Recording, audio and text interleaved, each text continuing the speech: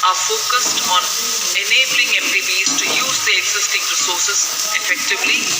The roadmap estimates, this is going to be of interest for the media, the roadmap estimates that implementation of the CAF and the measures thereby will potentially yield additional lending headroom of approximately $200 billion over the next decade. So through these achievements, India has harnessed the opportunity provided by the G20 presidency to effectively articulate and embed the priorities of the global south in the larger global conversation on the MDB reforms.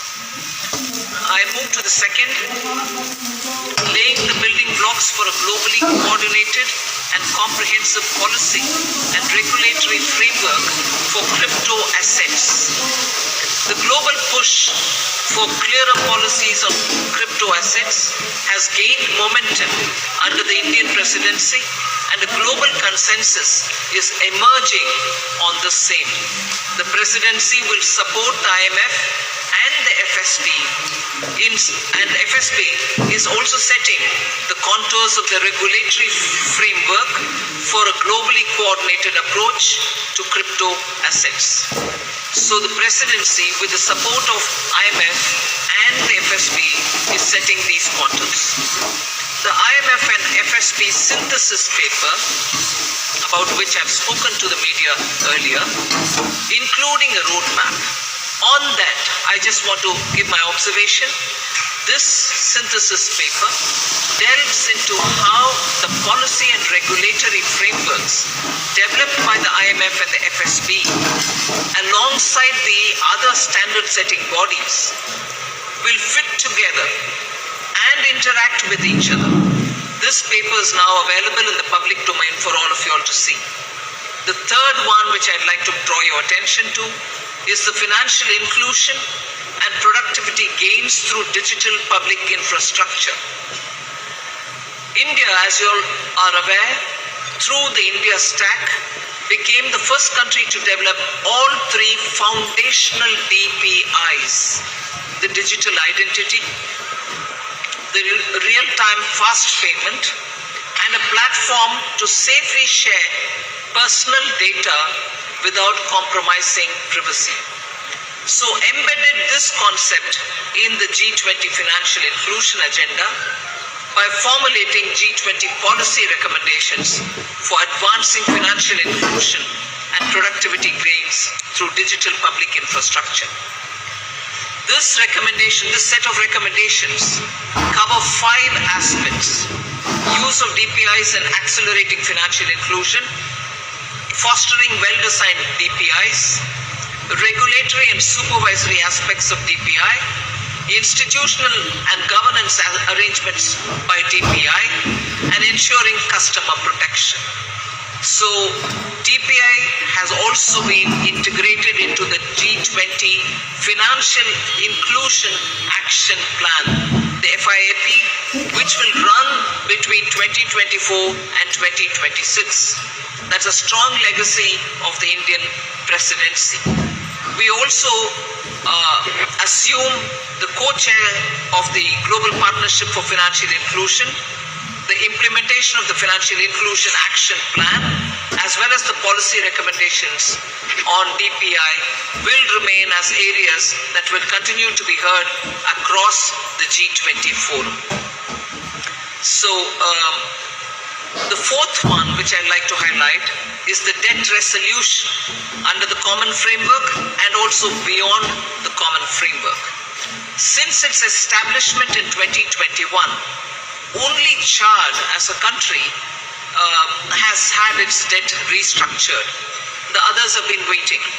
So since India took over the G20 presidency, good progress has been made in the ongoing country cases under the common framework of debt treatment, and the 3 countries in that are Zambia, Ghana, and Ethiopia. We've also succeeded in using the G20 platform to also put in place a coordinated mechanism to address the debt situation of Sri Lanka, which is outside of the common framework. So G20 will continue discussing the policy-related issues linked to the implementation of the common framework and make periodically such appropriate recommendation. The launch of the Global Sovereign Debt Roundtable, which is co-chaired by IMF, the World Bank, and also the G20 Presidency, to enhance the conversation among the various stakeholders and address current shortcomings in the debt restructuring process. That has now become an institution which is actually acting as a catalytic agent in getting resolutions done faster.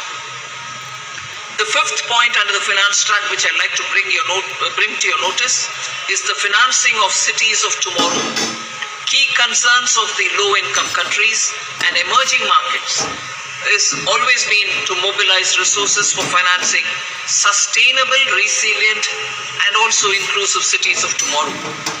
The G20 principles, which are issued for financing cities of tomorrow, to promote effective and efficient use of financial resources, to support urban development that is socially inclusive, environmentally responsible, and economically sustainable, are now all under the framework of the principles which have been used. The MDBs and the development financial institutions can use these principles in their financing plans for urban infrastructure. The sixth, which I'd like to quickly draw your attention, is the two-pillar solution on global taxation, the international taxation. We've made substantial progress in the two-pillar solution, and the work has also happened on the exchange of information on immovable property transactions between countries. There is a launch of the pilot program of the South Asia Academy in India for tax and financial crime investigation in collaboration with the OECD. The seventh, on which I'll elaborate, is mechanism to support the timely and adequate mobilization of resources for climate finance. Till date, the conversation was focused on calling on developed countries to say, where is that $100 billion US dollars, which didn't come. But Indian Presidency adopted an action-oriented approach, and the G20 explored mechanisms that can support timely and adequate mobilization of resources for climate finance, facilitating access to multilateral climate funds and enhancing their leverage and ability to mobilize private capital has also been our focus. Special focus again on development, demonstration, deployment of green and low carbon technologies. Now the list of outcomes, I've pointed out 7, just 3 more which